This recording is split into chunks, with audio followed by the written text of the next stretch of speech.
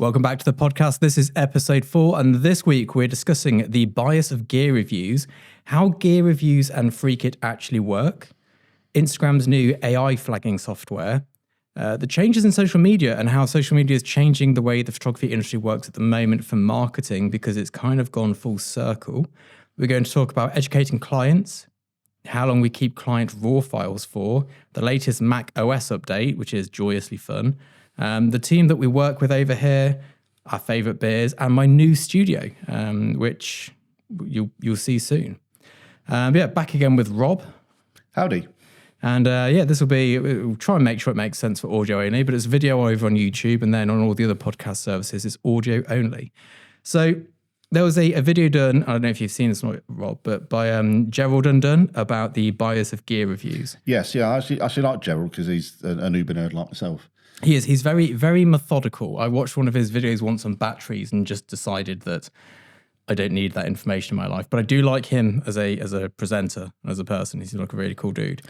But it was very interesting. And the general consensus, and I think this is a consensus that the general population of non-YouTubers have as well, is that if you're doing a gear review and you're being flown off to some tropical island to review it by the company, then you have a bias.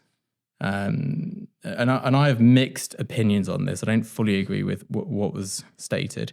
But the general consensus is if you're being given free kit, you will have a bias towards that kit. Is that what you'd assume? Yeah, I mean, I think that's a broad blanket statement, and things generally are a bit more nuanced than that in the real world. However, I do tend to agree with that for the most part. So there's the initial, you're being flown off to a tropical island by, a couple of brands are quite famous who do this on the regular, do almost like an annual summer camp. Yep.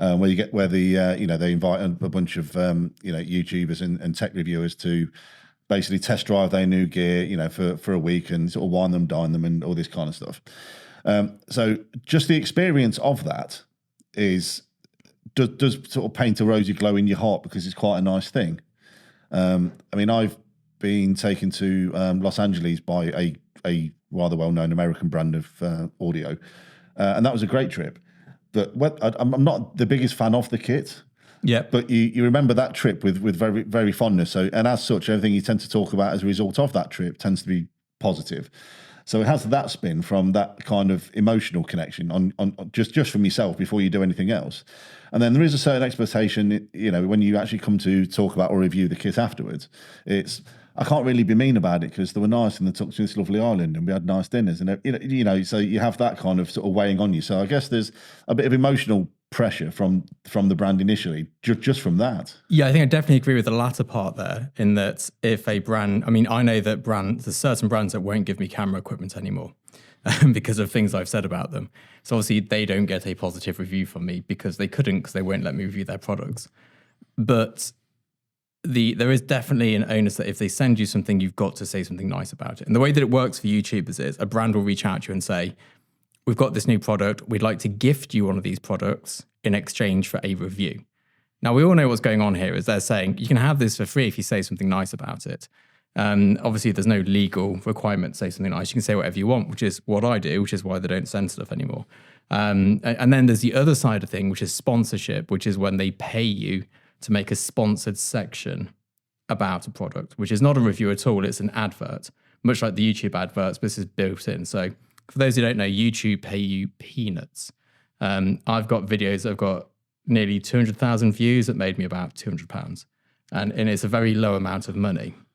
Now, the flip side to things, and this is the bit which I don't think many people know about free gear on YouTube.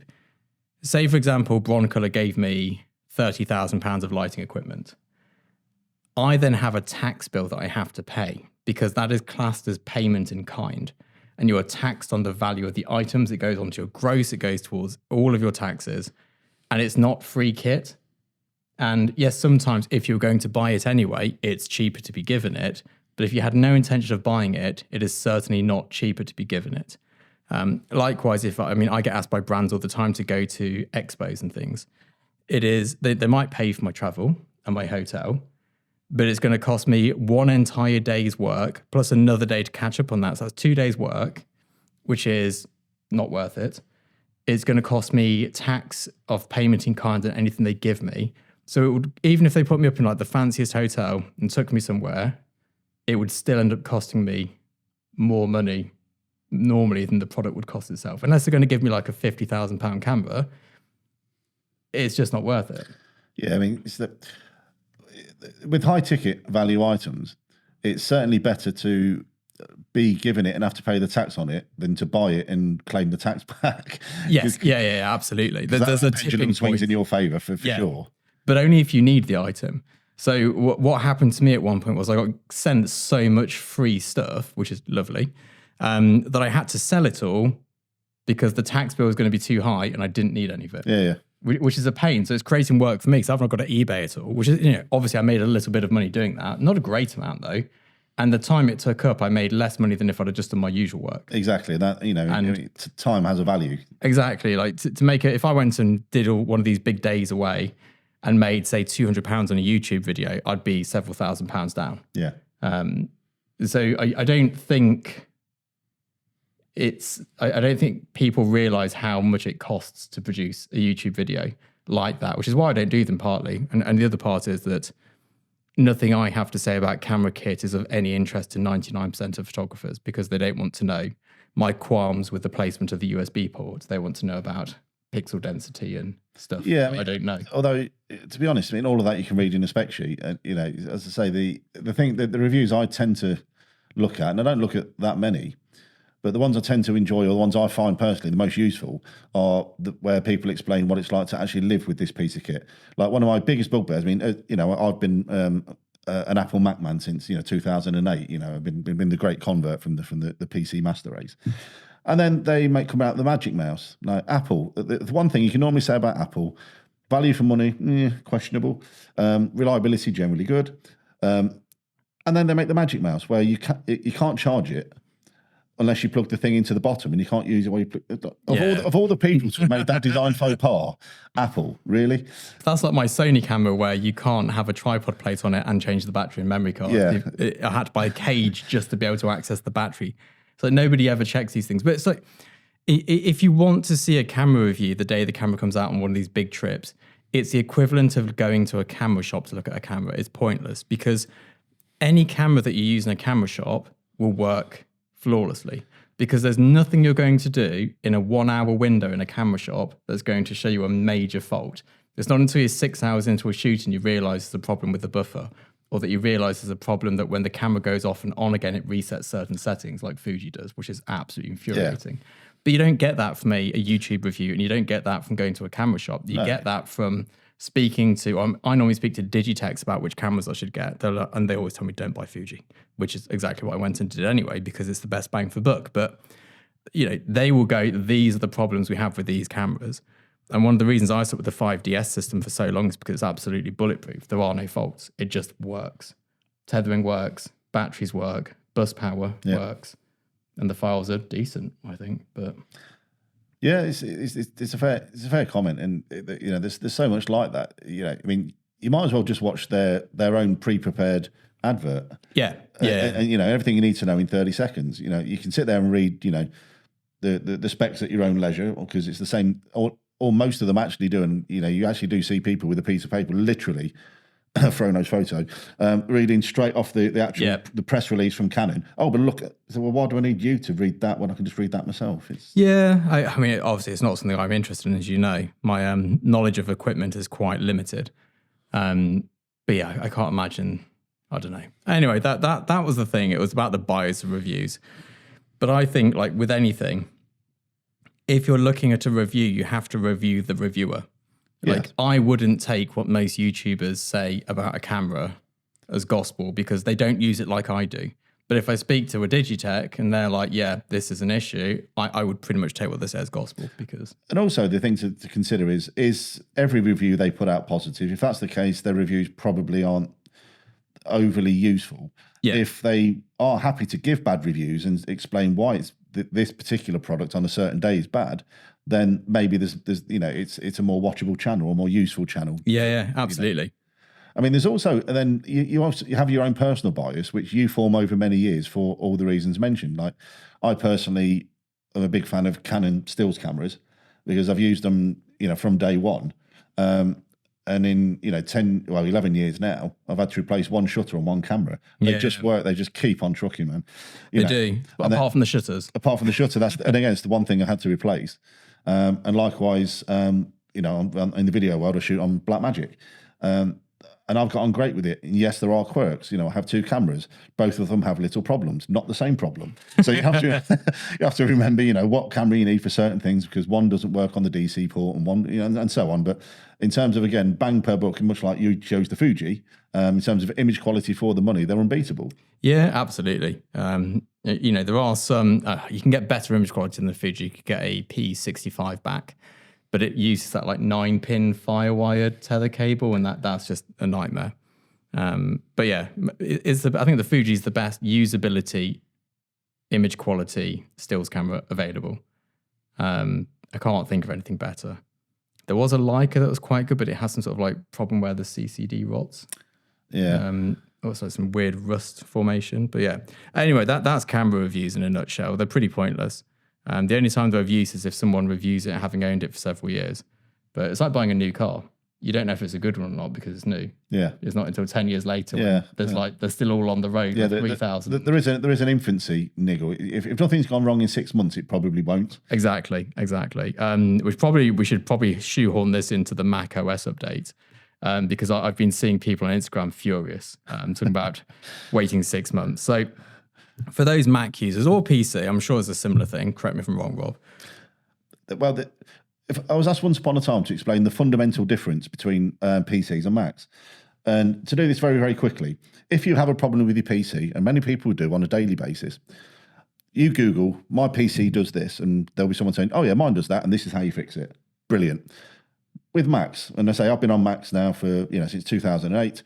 You type in my Mac does this, you get nothing but forums saying yeah, mine does that as well. Yeah, and not a single reply of how to fix it. So there is that when they go wrong, they tend to go biblically wrong. Yeah, and the problem seems to be that Mac updates the OS, and then once they've done that, everybody else has to then update their software to work with the new OS. So let's move my mic a smidge. There we go. I can face a bit. There we go. Nice bit of a turbulent sound.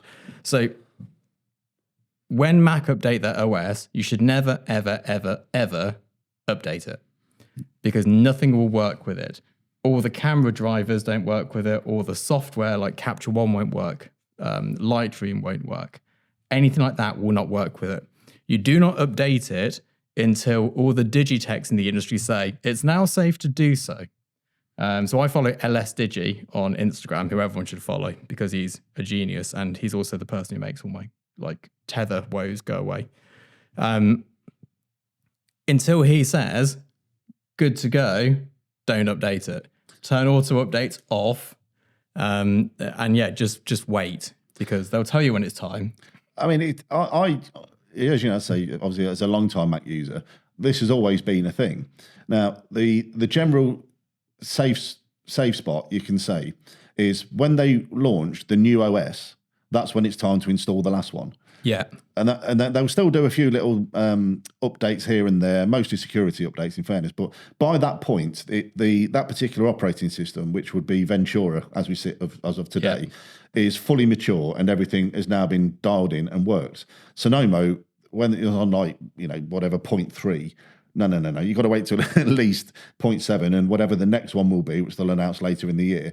When that one drops, then it's safe to install Sonomo. Yeah. You can pretty much figure out that everything has been fixed. That is going to be fixed. Yeah. And this is something else. And the other thing is as well, it's the problem with Macs, unless you have anyone that has a Mac, please immediately buy a hard drive and use it for Time Machine backups. Yeah. Make sure you can completely clone your Time Machine, because once you upgrade to it, it won't let you downgrade to the previous one. You install Sonomo, and as you've discovered on the World Wide Webs, everyone's getting massively triggered because a whole bunch of stuff doesn't work. How do you step back from that? Well, you have to wipe your computer, wipe the hard drive, and do a fresh install of Ventura again. Yeah. So Time Machine is one of the most amazing things about the whole Mac. It's a very good system, isn't it? Time Machine. I quite like it. You know, you buy a new Mac, you know, restore from backup because your old one died and you can't recover the data from it. Just instantly back like that, all your passwords, all your software, everything, including software that you've upgraded over the years, where the software still runs, but the installer won't now work on the latest version. Yeah. So Time Machine is brilliant for a whole bunch of reasons. So you should do that. But yes, I would always recommend that you wait at least 12 months until the new version that they're going to be moving on with of the operating system drops, and then it's safe to install the last one. If you stick to that as a rule of thumb, generally speaking, you'll have no problems. Yeah. And it's the same with software as well. Like, don't install the latest Photoshop as soon as it comes out. At least you can backstep with that. You can, yeah, but it's still just time and effort. It is a bit of an issue, and as well, don't install the beta apps unless you like fiddling with these things, because it always sets everything to default. So why is it now opening the beta app? Because it decided it wanted to. And I had that issue inside Photoshop. Yes. So I had to wind that out. So. Yeah, it's quite. Had to fix me, didn't you? Is that? I guess that is, one of the questions we had is actually sort of slightly related to. This is a very strenuous segue, but keeping client files. Talking about using the. I've seen also doing one-to-ones with people. I've seen all sorts of horrific backup systems, where people think they're backing up and they're not actually backing up. They're just keeping it on a hard drive, which is just the only copy. So. My general rule of thumb is have it on 2 separate physical locations and on a cloud. So in terms of, I'll answer the question first of all, how long do I keep the client files for? I have every photograph I've ever taken, ever, which equates to about 65 terabytes of photographs. It's a lot. I'm trying to cut down on how much I keep and now deleting frames during shoots, which I didn't used to do. I've got loads of useless photographs. You don't need to do that at all. You just need to keep the finals, really. But I've kept everything. And they all go onto a drive. They go onto a drive which we tether to, and both of those go to independent Backblaze accounts, which are very good. And that's how we back it up, and we just keep it forever.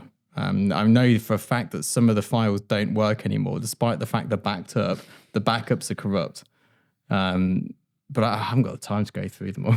So we just keep adding to the and mess. Again, and why would you? You know, why would you visit something, you know, knowing that it's dead? And it's a very unlikely thing. Now, I work a bit differently in that, I mean, you actually switched me onto Backblaze. Backblaze. I'm not endorsed by Backblaze at all. I pay them money. So they should endorse me. We both actually pay Backblaze money. So it's a great system. Check it out. I tend to keep, while the project's live, I work much the same as you. The drive that the project was shot on is quarantined. I've taken the footage off that onto another drive on the computer, which is now the working file, both of which are now on 2 drives, and both of those are backed up in Backblaze. So there's 2 cloud copies plus 2 physical copies in existence. And they say those drives are quarantined until such time as the project is delivered and I've got sign off from the client. Then what I tend to keep is only the delivered files. Yeah. For example, especially when you're doing sort of video-centric things, you know, you basically back up everything that's on the timeline that you've used and the client signed off. All the other hundreds of files that you've got that you haven't used, straight in the bin, because they were never used anyway. And why would I want to keep a copy of stuff that was never used in the first place? Yeah, I mean, we just keep B-roll video footage. That's different because we don't keep this. We keep coming back to that to dip into it. So, it'd be useful for this little montage that we're now doing, and something's changing. You need some new content for a new venture that you're doing, and there's some B-roll that we shot before. We'll do that, and I think most creators would do that. Will keep hold of B-roll, but in terms of client work, you wouldn't. Yeah, I mean, like today we're shooting, obviously, podcasts. I'm working on one of my workshops today, and we're doing YouTube videos. So I'll probably shoot 2 terabytes by the end of the day. Yeah. And that's just not sustainable. No, I mean, and again, trying to keep that backed up in the clouds. You know, you need your own server farm. You know, pretty much. So it just makes no sense to keep anything that isn't live and continually useful for me. Exactly. Like once these podcasts go live, the footage is of no use to anybody, so we just bin it. But for some reason, my stills, I keep everything, even the bad frames. Yeah, but I think there's a bit of nostalgia there for you as well. I have a look at them though. I should probably look into that really. And I mean, I guess again, a bit of a weird leap here, but talking about keeping client files, one of the questions, and do pop questions in the comments below or send them in to me because we do add them to this, was talk about what you need to educate clients on. So there's a real thing in photography, or I feel there is, where people get annoyed at clients for basically being clients. They get annoyed at them for all these things they do, and they're like, oh, they should know. Like we had a client recently who wanted all the raw files. They've licensed 6 images. They can use 6 images. They've got 1.5 terabytes of raw files. Now, I could educate them that they don't need them, that I have them for them. I could educate them that they're not retouched. I could educate them that they can't use them anyway. But why bother? I tend not to educate clients because they do not want educating. I can advise them, and I often go, look, this is how I do it. And if they say no, okay, not a problem. The drawbacks to this method will be this, this, and this. Are you happy to proceed? If they want to have a slightly bad time because they won't listen, that's up to them. It's not my job to educate them. I don't. Yeah, I mean, education is not a word. I mean, advise. Do you remember during the pandemic, follow the guidance? Yes. That tends to happen. I mean, obviously, I've been on set with you numerous times. It's more about, in terms of creating the image, what's practical, and that's where the client does need a bit of a steer in some occasions. Yes. Yeah. I mean, I would never say that I educate them as such, because I think a lot of people think you should teach them why they should pay usage. And I just go, look, you can have them to use them for everything. That's going to be £150,000. Or if you just want to use them for this billboard for these 3 months, it's 20 grand. Which one would you like? And then they can make it. It's very rare that you're going to educate a client on anything. You can advise them, you can tell them how you'd like to do it, and they can agree or disagree, and you can choose to work with them or not. The worst thing I see photographers do is trying to educate clients on photography. Like they give a shit. No, they literally don't care. Again, it's like so many things, that the implausibly posh waiter. Yes. Yeah. The one. It's you just want to go and have dinner. You don't want to have someone stand there for 30 minutes telling you how every nuance of that dish was made. Exactly. Unless you ask the waiter. Exactly. This was delicious. How was this made? Could you tell me every nuance and how everything the chef did? It's the same principle. Yeah, and I think the industry's changing a lot at the moment. There seems to be a lot of inexperience on the client side for some reason. There's a whole new generation of people who've suddenly come in from nowhere. And they quite literally don't have a clue. Well, I mean, dare I say it, post-pandemic, remember all the adverts, retraining to something useful. Yeah, well, maybe it was that. But there's definitely been we've had briefs come in and we've put in reasonable estimates, often below 6 figures, and they've come back and gone, we've got £2,000. And it's you can't even get me at my day rate. Yeah. Without any usage or anything else on top turn up for that. I can come in for a meeting. Yeah, but I mean, again, it depends on who these sort of people are. I mean, as you work your way up the ladder in anything, I mean, if you take photography itself or, content creation, I suppose, with the modern term, because obviously, everything now has to have moving pictures. You start off, you're happy if you've got 80 quid for a gig and you're absolutely, gassed. Oh yeah. And then that's about what I got for my first job. Maybe, I got 30 quid, I think. Covering someone. But you were like, mate, I got paid, and you're super happy about it. And then, as you get better, you start to sort of push your wages up, and that goes on and goes on. And the same things, if you're at the level of, say, you're getting paid, I don't know, £150 a day as a photographer, and then they've asked you, could you bring in a videographer to come in with it? And someone said, Rob, I've got this job, great, cool, how much are you? And this much. And they're like, well, that's more than I'm getting paid. I'm not. I know, but this is what these things cost. This is but because they haven't got to that point in their career yet where they're in that echelon where that becomes the normal amount of money paid for things. So it's one of those, if you don't know, then you just don't know. It depends where you are at the time. And this could be, again, ad agencies that you deal with a lot. A lot of these are some fresh young kids, sort of straight out of university. Right, we're going to start an ad agency. What do we pay for them? I don't know, a couple of grand. And then they go fishing and realise that's not the going rate for commercial work at all. And then they have to have a bit of a rethink. So for sure, you're going to come across that. It definitely seems to be quite prominent at the moment. We've had or at least I've had an influx of just complete time wasting.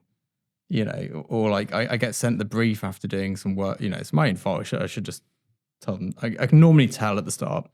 There was one recently where they're like, how much would you charge to do something like this? And I was like, well, it would be somewhere around this ballpark figure here. They're like, brilliant, that's perfect, that's within budget. Super. Can you send me the creative over? Send me the creative over. It was black and white film photography for documentary work. And I was like, is that the wrong brief? And they're like, no, that's what we want. We liked your macro fruit photography. Can you do this? And I was like, no. This is not what I do.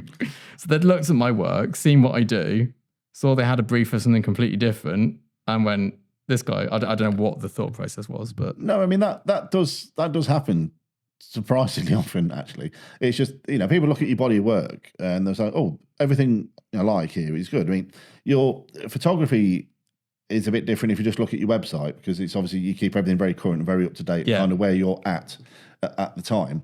I mean, there was a time where your website was full of nothing but film shot, large format, film photography, and portraiture, and now those days are gone. It's now full of very bold graphic, food photography. So if they just like what you do, and it's like, this guy's good, we really like this guy's style, so I'm sure he can do everything, right? Yeah, that must have been their thought process. But I mean, it was a big agency. Yeah. They should have known better. Like, it shouldn't have got to that point. And then they were annoyed at me for saying no. And I was like, I don't even have a camera I can hold in my hand. Well, I do, but like, I'm not taking it. I don't know. What can you do? There's definitely a change. I mean, it's definitely a compliment from that point of view, that they like your work, and that first and foremost, that's the point. Now, again, rule of thumb: if you're looking for a specific, and you've always been very upfront about, find your niche. Yeah. If you want the art buyers and creative directors to find you and know you're the guy for that job, it's find someone who does that specific style. Yeah. So again, if you're looking for dark, moody, gothic images, you're probably not the first choice on the list. No, exactly. Yeah, I don't know how I ended up on that part. And the thing that annoyed me the most is he phoned my phone number. And I hate people phoning me when they don't need to. Like, I like having phone calls. I chat on the phone all day pretty much. But when people phone me, when it could have been an email that I could have dealt with at a more convenient time, and then it was a complete waste of time anyway. It's like, you just had 45 minutes of my life for something I'm never going to do. Especially a busy man with a pup and a family. I know. Time's precious. Time is fleeting. There is not enough time at the moment. We're having some real workload issues, which don't seem to be outsourceable. And which are, there's a couple of directions going here for our next topic, but I think probably the new studio. Because one of the big time constraints at the moment is my new studio, which is behind the wall at the back of my studio. So where the big colourful coloramas are, behind that is the same space again. But for the last 7 years, it's been occupied by my mate Matt, and here's many trinkets. Defunct PA gear, mostly, in fairness. So, slightly moody audio kit. But it's all gone, and they've now got a massive empty space coming up. So by the end of probably 2 weeks' time, we'll be ready to start building. And I'm going to paint the walls a nice dark grey. The windows are predominantly blocked out. The floor is going to go a dark grey. The ceiling will stay grey concrete. I've got to get the electricians in, and then it's going to be a rental studio, really.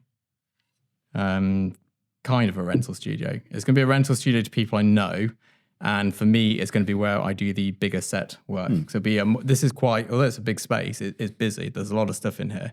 Whereas next door will be empty. It'll be super clear, super clean. I won't have a full kitchen, for example. Won't have a full kitchen. It will have a nice. My granddad passed away years ago when I was like a teenager, and his workbench, which is literally what he spent his entire time on, had to be taken out of the garage to build a bathroom in there for house conversion. And it just so happened that I realised this was happening. So I've now got that workbench. I dismantled it, which took ages because he built it properly. And then we ferried it in the Mumobile to the studio. So it's currently waiting back in the new studio space. So we're going to have the old workbench in one corner so I can build sets, create sets, have all my tools there. I'll still have the tool station here as well. Then I've got a nice church pew that we got hold of, which will go down one wall, which matches the wood of the workbench, coincidentally. And then, just a nice big shooting space, I think, just to, create some big sets, do more of my portrait work in there. Because it's a bit tight in here for portrait work. You can't quite get the lights far enough out with everything else. I still need to get a lens for my Fuji to shoot the portraits. Although I did realise I found my 24-105 zoom lens. And I've still got one Canon 5DS. Yeah. So I can use my 5DS for portraits with a 24-105 rather than buying any more lenses. Yeah, it was by far the better of the two commonly used 24-1. As you know, I've got the Canon version.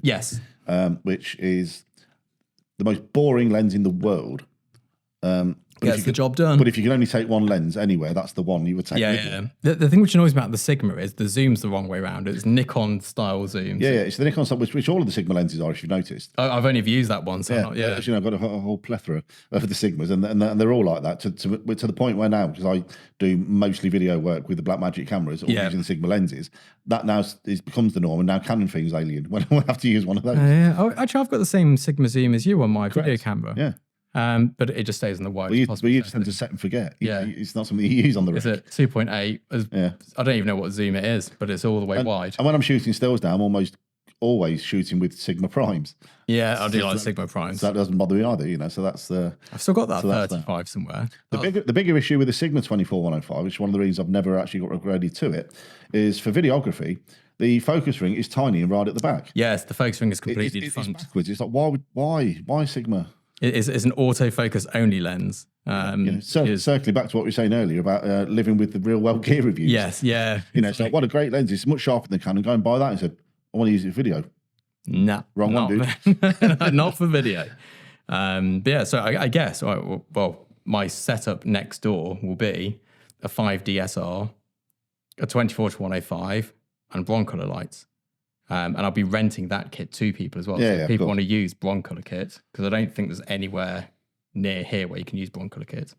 You can come and use my Broncolor kits if you want to. I won't be renting out my camera for work, but my spare camera, you can get a 50 megapixel camera, good zoom lens, great color science, Broncolor lighting, good files, retouched them many times. Yeah.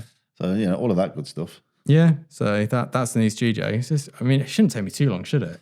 No. Now you've actually kind of got rid of the clutter. Oh, and there's still quite a lot in there. I'll show you later. Yeah, but compared to what it was. Oh, yeah. You can actually move through it now. Yeah, it's a huge space. Yeah. And also I've got racking shelves on the other side of this wall, so I'm going to put loads of kit on there I might even get rid of the shelving in the office. Yeah, transfer it sort of out there. But I don't really need a big And then in fairness, what would you do with that space anyway? Yeah, nothing. Just more desk, isn't it, to put more things on. I'll probably leave it in there because then there's less space to heat up in the office in the winter. I've got to sort out heating for the new studio. Yes, that's I'm thinking infrared panels.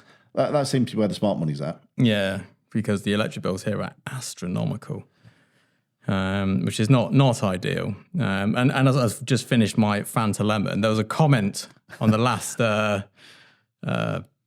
YouTube version of these podcasts about me drinking beer whilst being on a podcast. Now, first of all, it was alcohol-free beer. But there's only alcohol-free beer because that's what was in the fridge. If it was an alcoholic beer in the fridge, I would be drinking it under certain circumstances. One being that I hadn't driven in because I don't have. I think you're allowed, in the UK, it's like one drink and you can still drive. Or it's a bit of ambiguity. Again, if you have a 4% beer, you can just about get away with one. Yeah, but just don't do it. Yeah. So my ethos is if I'm driving anywhere, just don't drink. Just don't drink. Because, I don't want to have an accident and be like, well, I wasn't over the limit, but I was close. So I don't drink at all like that. But I think, Pete and I, my agent, we're starting a podcast in Soho. I think we're doing it out of Little Italy, which would be absolutely banging. But we will be drinking. There'll be bottles of wine and straws on the table because it's quite a boozy industry, isn't it? Well, I think the whole kind of, when you're talking podcasting crazy, the world's most expensive podcast, the host is famously rarely sober. Yep. I think that's without getting into. Yeah, that should keep us legally safe. Yes. So, and that's the world's biggest, the most expensive podcast. So that's fine. I think the comment was how unprofessional it was. And, I had a little giggle because I'm like, well, I happen to know that's Heineken Zero. Yeah. So, if anything, there's probably more damaging me drinking the Fanta Lemon. That was your thing. You said you're both drinking, so you both like drinking beers. I've only been representing Fanta. Fanta Lemon. Now, if you do want a cheeky good drink to have in the summer, get a glass, fill it with ice, like right to the brim, put 3 shots of tequila in it and top it up with Fanta Lemon. It is absolutely delicious. You don't need many of them, but they're very good. That is my go-to summer drink. Fanta Lemon and tequila is absolutely blissful. But someone was asking, what are our favourite beers and stuff. Now, I have a bit of... on my first big shoot, my first ever big shoot, it was a week-long shoot. And about 3 days in, it was about lunchtime. And my producer came over and went, "Oh, do you want anything, Scott? You're looking a bit shattered there." That wasn't the word she used. And I went, "I could murder a pint." just as a joke. Anyway, a few minutes later, someone had been to the pub and bought me a pint of beer and brought it into the studio. And I was sat there with a pint of beer at lunchtime.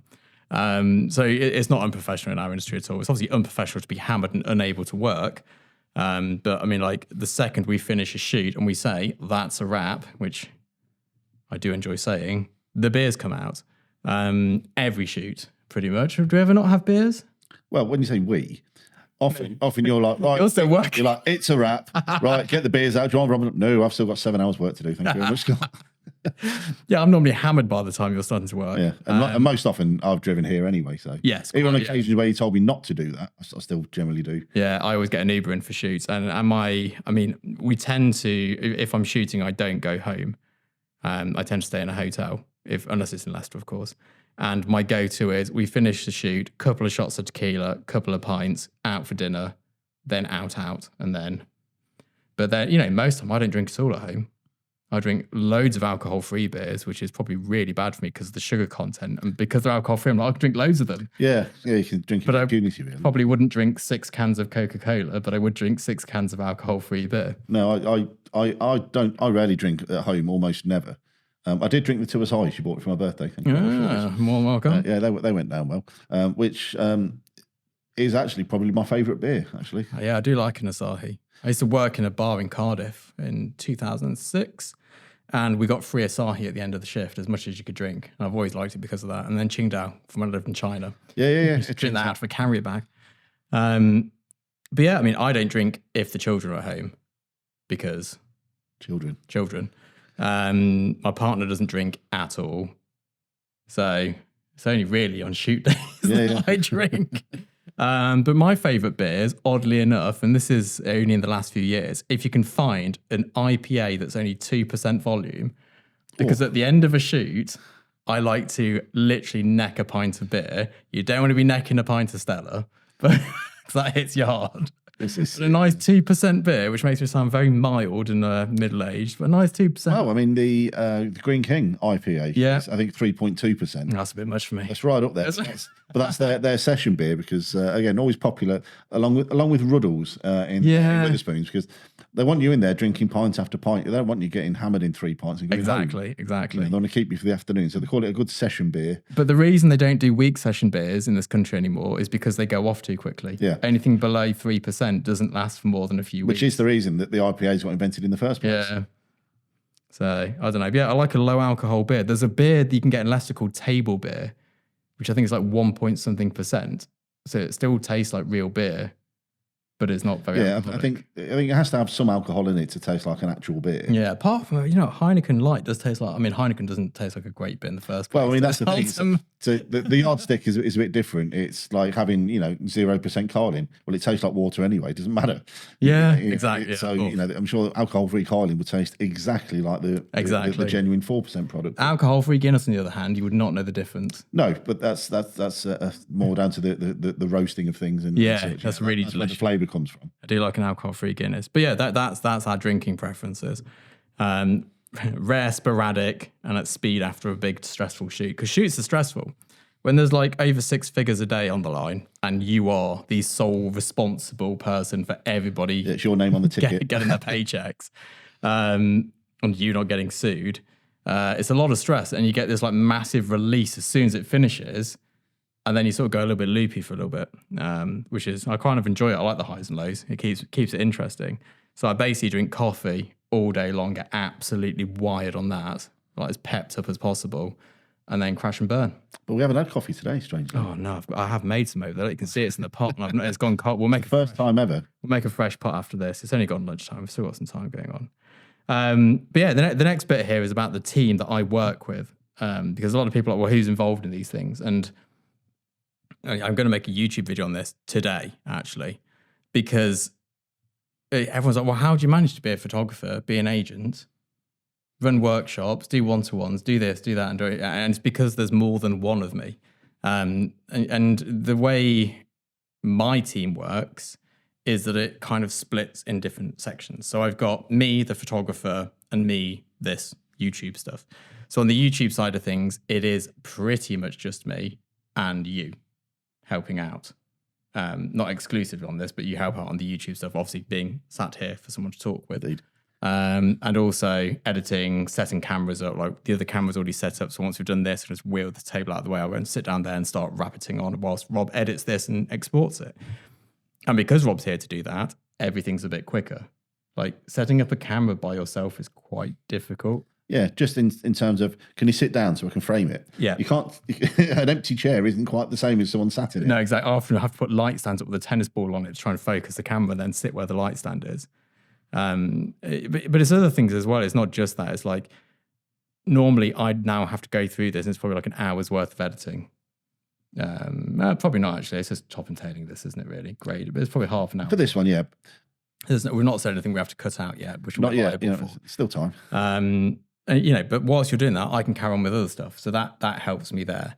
And I then also have, my girlfriend helps me loads with ideas, because you get to a point where you just run out of ideas and then she'll say something. I'll be like, oh, now I've got 10 ideas off the back of that thing you've said. So that's very helpful. So that gives me a lot of time there. Now, in the photography world, I get a lot of help. So I have Andy, who is my TV, video, moving image producer and agent. So he markets me for that. He advises me on what to be shooting on test shoots for that and all that good stuff. I've then got Pete, who's my agent. And I also work for Pete as an agent. And he helps me with a lot of stuff. He does a lot of marketing on my behalf. And now I'm seeing what they do as well, because I'm doing it too. And he was a guest on the previous podcast? He was a guest on the previous podcast. Yeah, it was good. Gave him a phone call, didn't answer. He did phone back though. He said he redeemed himself. But yeah, so like he helps with that. Then Karen does loads for me. Karen's my stills producer and stills agent. And like we're literally, it's a Saturday and we're messaging her now with edits going, what do you think? You know, she was in Ogilvy for me this week with my book. So rather than me losing a day of my life going to London to go and show my book, I did none of that. She went for me. It's brilliant. So it's like, there's like these scales of economy. So if it was just me by myself, I could just do the YouTube channel, or I could just do the photography. But because there's lots of people involved, I can do more. And then there's a financial tipping point on each one, where it's like, by doing more, I can afford to pay this much out to increase my capacity. And of course, I can increase my capacity by way more, but then I'll be doing some of the jobs for free. Yeah, and it's also diminishing returns. Exactly. But it's little things like, I have an accountant, I have a bookkeeper, I have a cleaner. You know, I don't wash my own car because it takes me ages and I do a bad job. I don't clean the studio because it takes me ages and I'm really bad at cleaning. But all these little things, they like allow me to do more stuff. And then on jobs, most of the team is freelance. So, I mean, I have other people who work here in the week, 9 to 5, as like non-photography workers, I guess, helping me just like build stuff, do stuff, like assistants. Stuff. Yeah, but not photography assistants, just like, you know, office assistant, I guess is the way to put it. They come in a few days a week because obviously I need silence as well to do other stuff. But then on shoots, we hire in a freelance crew on every single shoot. Everyone's freelance. I have my preferred assistant, my preferred digitech, and my preferred editors. But apart from that, if they're not available, we just go with whoever is. It's like it's like anything. You know, you have substitutes for everything, don't you? So yeah. And then, you know, on a shoot day, I'll often also have my studio assistant in, and they'll be doing something studio related whilst I'm doing this. The only things which I can't outsource are my one-to-ones because I am physically doing them. There's no cheat code. There's no, and it's one of those. And I've always found this with, say, for example, Joe Bloggs photography. You book Joe Bloggs and someone else turns up. It's like, you're not Joe Bloggs. Yeah, I don't think it'd go down very well if someone else turned up from my one-to-one. No, exactly. So you kind of, you know, you have to represent for those. Yeah, absolutely. So I do those. What else do I have to? I have to do the shoots. But apart from that, a lot of it can be outsourced, which is good. I like outsourcing. You just have to watch the numbers and make sure you don't end up paying to work. Well, exactly. Yeah. Pay to play, so to speak. Yeah. But it's the same in any business, isn't it? Yeah, of course. It's like, and it's like, you know, you always said from buying kit, you know, you're much better off buying, 5-year-old Broncolor kit because most of its loss is already taken the hit. Yeah. And the function's great and it'll last for another 15 years. So every time I tell somebody to buy something second hand 'cause it's cheaper, somebody pipes up in the comments and go, yes, but look, if you buy this brand new and you take the 20% off of VAT and then you take this much off for tax, it's cheaper. It's not. It just isn't. It's not, sometimes it is, but and I feel like I have to explain every single tiny minute details of YouTube. It is sometimes cheaper, but when it is cheaper, it's not devalued enough yet to be worth buying. There's a point where if a brand new camera comes out and there's a second-hand one, it's still cheaper as a VAT registered business to buy the brand new one, but you shouldn't be buying it anyway. Yeah. You should be buying the previous model second-hand. Just because there are things where, yes, you can buy, you can buy, cars are a great example of devaluing. You're just losing money unless you're a car collector and you happen to know what might become popular and you've got storage space. But generally speaking, if you buy a car, you're guaranteed to lose money. If you buy a brand new camera, you're guaranteed to lose money. If you buy a used camera, you're guaranteed to lose money, but at a lesser rate. And I think for sure you can buy second-hand stuff, which is end up costing your business more than the brand new version. But if that is the case, that is not the bit of kit for you. Yeah, you bought the wrong thing. You bought something too new, which hasn't devalued enough to be worth buying yet. You get quite a cushy deal on cars. You're sort of exempt from this. But generally speaking, if you went out and bought a brand new car on finance, you're paying a higher percentage of interest on a devaluing liability. And it's the same in cameras. It's an electrical good. It is going to devalue rapidly. If you bought it on finance, you're paying more interest than you should be. It is devaluing and you're paying more. Yeah. It's the things are just going apart from each other. And the same, sure, you can save VAT and tax by buying it brand new, and you can only save tax by buying it second hand, not VAT, but just buy a previous version. Yeah, I mean, if you look at point in case, 5D Mark, I'm going to say 5D Mark III, which I think was one of the best and most usable all-round cameras Canon ever made. Solid. And they were what, £4,000 brand new? Yeah. 450 quid now. Yeah. Mate, what a camera for 450 quid. Do you know what I mean? Yeah, and that is my point when I say buy it secondhand, you'll save money. Buy that 450 quid one. Don't buy whatever the latest camera is secondhand for a small fraction less. No. Buy cheap. Because, I know loads of pros who use 5D Mark IIIs and Mark IVs. They were great cameras. Yeah, I don't know many people who've gone to mirrorless and stayed with mirrorless. A lot of them went there and came back again because they had issues. Yeah, I don't have issues with the mirrorless thing, and the RF mount makes sense. And, so there's a lot of positives with mirrorless. I've been using irregularly over the last sort of year or so the EOS R, which is the Canon's first mirrorless. I just can't get on with it, man. There's something about it. A lot of it's probably down to do with the fact it's got an electronic viewfinder that just isn't the same as an optical viewfinder. It just doesn't have the same feel, the same response. It just doesn't feel as usable to me as the 6D does. And the 6D is a dinosaur now by modern standards. And it's one with the plastic top, isn't it? So it's really light as well. Yeah, but it's all the top bit, because it's got the Bluetooth and the Wi-Fi and whatever all built in. It's the very top bit. They removed the magnesium from that and left it as plastic. So it's compared to the 5D, it's a notably lighter camera. Yes, yeah. Not to say it's super lightweight, but it's light enough. But it just the LSR, if anything, because that's full metal jacket and all that. If anything, it's a heavier camera. It's slimmer, but I don't see how that benefits me in any way, shape, or form. Yes, yeah. And having stuck a 70-200 on it, it feels really unbalanced. Yeah. Having that bit of heft at the back of it just makes that. I always better. found you needed a body grip to really enjoy a 70-200. Yeah, I always shoot with the vertical grips. Always, just because again, it looks more pro. Well, it looks more pro. It does make life easier when you don't. I never like the whole haunching over when you're trying to shoot, in portrait mode. It's just better just to have that button there, and you've got 2 batteries, so your battery, there's no shoot I can think of that you're going to outlast 2 of those batteries. No, you can shoot easily 2,000-3,000 frames on 2 batteries, and if you're shooting more than that on a gig, you're doing it wrong. Yeah, the summer's gone bad. But yeah, I don't know. I've gone on a massive tangent now. I can't remember what we're talking about before I started ranting about people's. Well, we were talking about the team. Oh, yes, the team.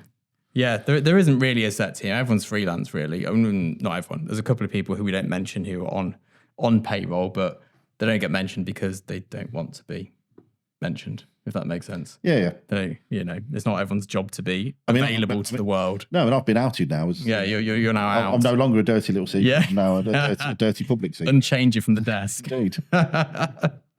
Okay, which brings us kind of through to social media and two elements of social media. One is I've noticed an uptake in work from social media, some of it. And the other, which we'll start with, is Instagram's now flagging images as AI. So if you've used generative fill or something like that, it flags them as AI. Loads of people are up in arms about it because some people have shot film photographs. And I don't know if you know about film, but when you scan it, you get dust on it, and they use generative fill to get rid of the dust. It's like AI.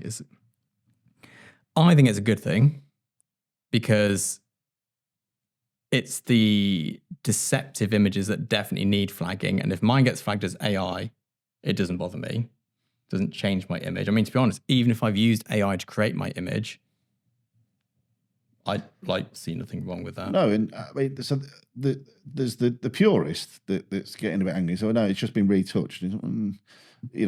How is a retouched image any different to AI? If you've used the clone stamp tool, there's an element of AI gone into that. Now, we understand that from the complete generate this entire image of some goddess coming out of a volcano with a dragon in the background, and they've added nothing to this. That the entire thing has been generated by AI. That is a separate category of thing, but at the same time, it looks completely different because it looks completely fake. It doesn't look like AI. It doesn't look like a real photograph. It looks like something that's been created. As people would use the term, that's been photoshopped. Yeah. Which has now become the synonym for everything.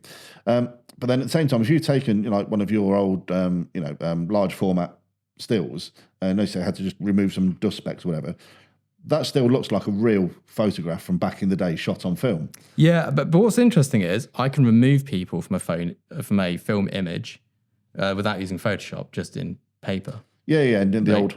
Yeah, I've masked people out of images. I've added things into images that weren't really there. And I think that's things people forget. I mean, the amount of times people have been told, and I've heard it being said that, it's just so easy now. You just do it all in Photoshop. So what are we doing in Photoshop? Well, you're changing all the colours. Okay, you pick the film stock you wanted for the colour. Okay, continue.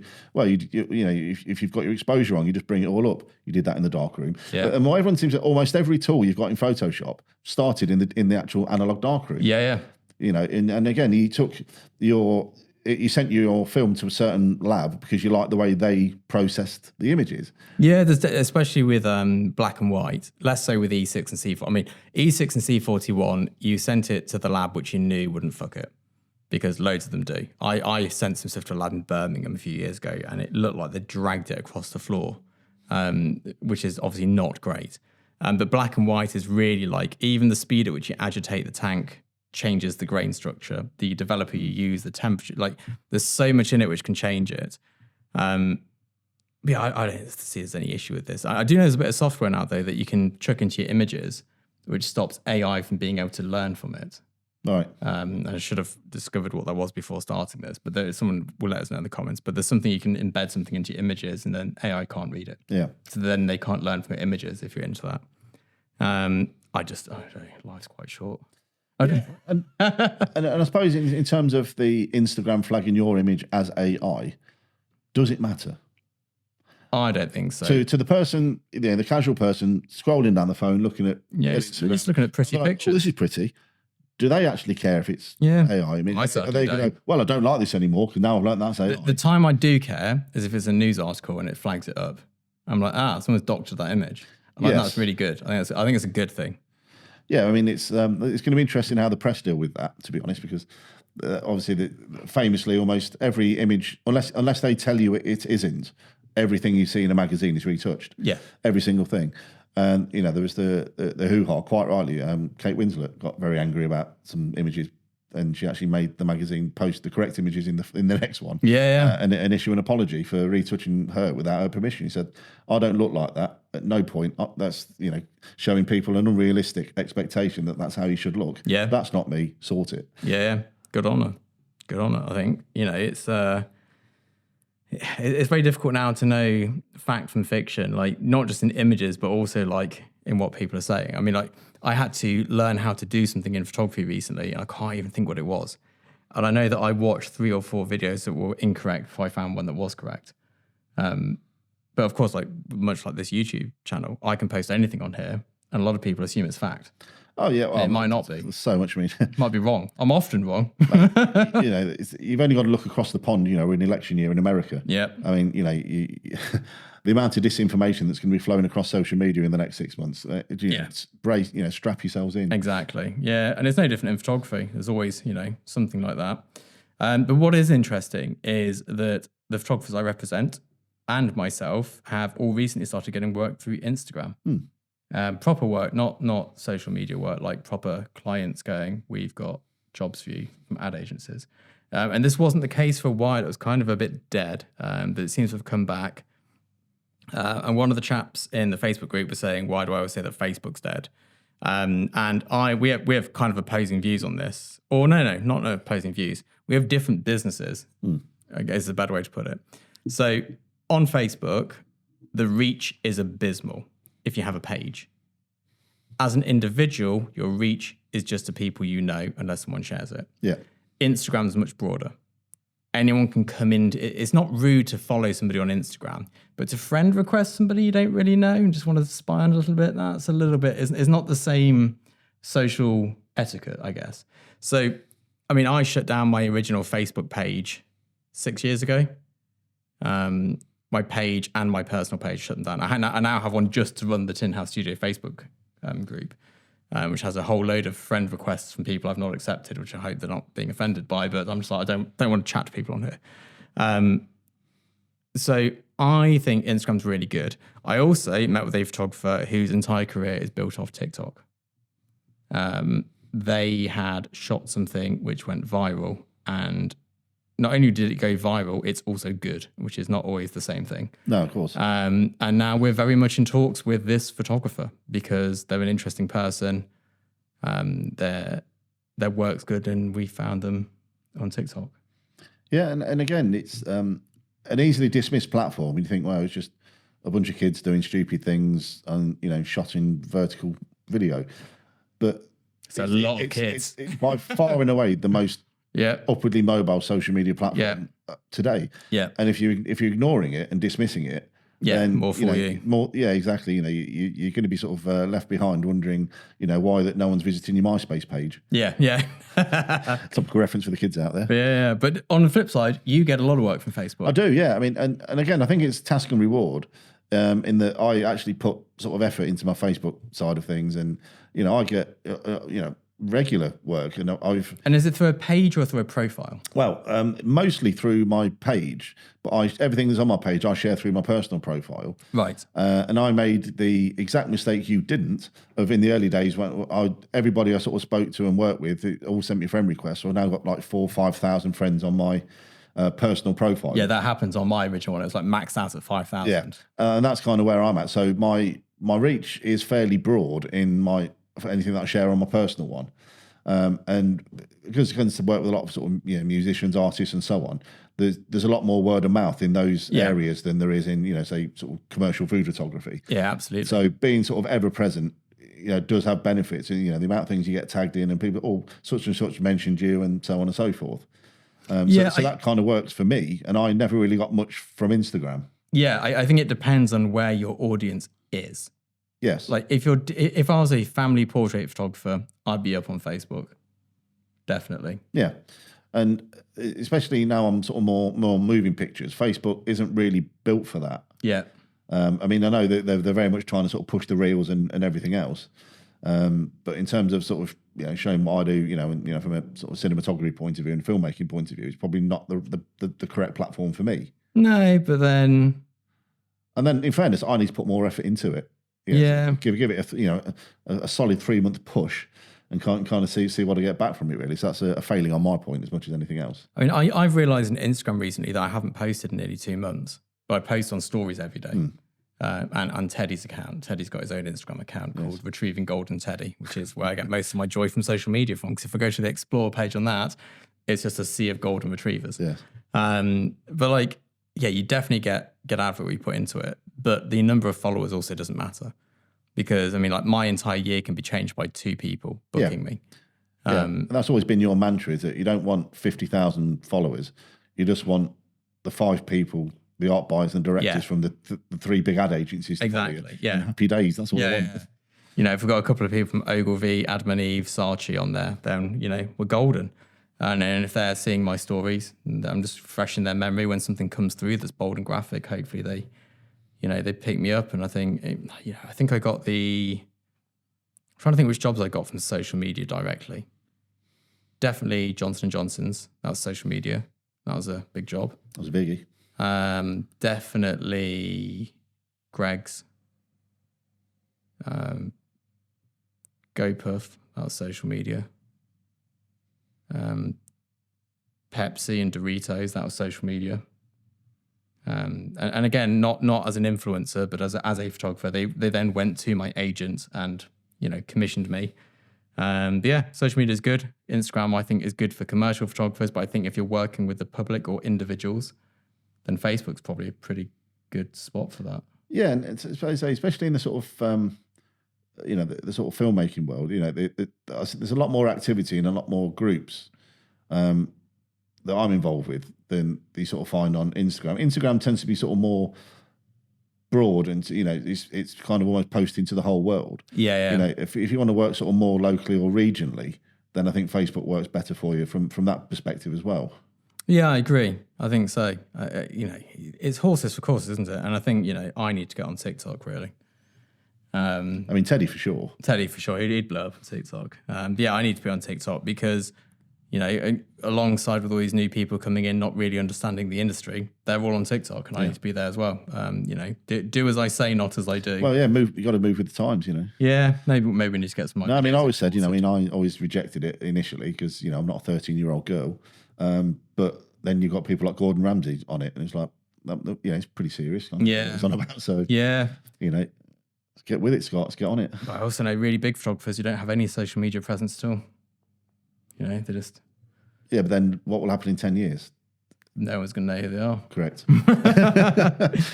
They're in it for now, but they'll be gone soon. But yeah, there we go. Anything to add? Any? No. In terms of obviously the points we've gone through, I think that's pretty much... We've covered our itinerary, I think. There's nothing else going on, is there? What have we got on this week? We were supposed to be shooting, but I think we're struggling to get a purchase order number for the shoot. And we're supposed to have a 3-day shoot, so I'll probably finish my workshop, which I was supposed to do in January. It's now June. It's going well. It sounds a lot like my decorating at home. Honestly. Yes, yeah. It's, I'm going to get it done. It's going to be ready to sell by the end of this week. I've almost got it finished. I just want to get a special guest in for it, for a bit of a... Yeah, absolutely. Extra pulling power. And you know, launch your the podcast from there. So we're in the new fancy joint. Yeah. Maybe we get the new studio and everything all finished off. But yeah, not a lot going on. And we're back in again next weekend, aren't we? Back in, yes. There's some weird twist of fate, and we'll be podcasting again. Maybe we'll get a physical guest in. Should we get Hits in? Should we get Hitesh to come down? Yeah, we can have a think, can't we? Yeah. Hitesh for sure. Hitesh taught me photography. Maybe we'll see if he'll come down and berate me. Yeah. Anyway, we'll see you all soon. Bye-bye. Bye-bye.